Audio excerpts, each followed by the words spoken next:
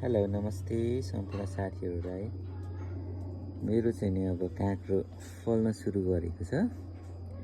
यो काँक्रोलाई पनि अब फल्न सुरु भएपछि यो जति पनि हजुरले देख्न सक्नुहुन्छ यो फुलहरू, यिनीहरू चाहिँ नफल्ने फुलहरू हो।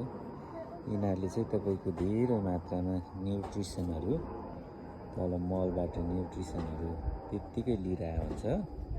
त्यही भएर यसलाई पनि हजुरले टाइममा प्रुन गर्नुपर्ने हुन्छ है त हजुर। यो जुन देख्न सक्नुहुन्छ यो फुलहरू, अनि यो अरू जुन यो सानो सानो भागहरू देख्नुहुन्छ पार्टहरू, यसलाई पनि हजुरले टक्क यसरी टाइममा प्रुन गर्दै गर्नुपर्ने हुन्छ है त हजुर। यहाँ देख्नुभयो यो काम नलाग्ने सबै यो फुलहरू देख्नुभयो। अनि यो सानो टुक्री साइडको यसरी यो देख्न सक्नुहुन्छ।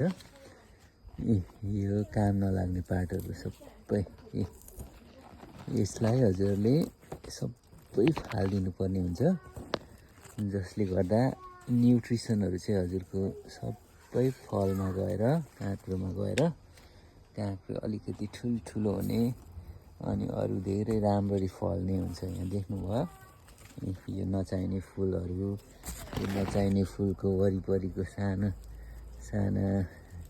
झिना मसिना यहाँ टुक्रीहरू हजुरले यसरी टाक्क फालिदिनु पर्ने हुन्छ है त हजुर।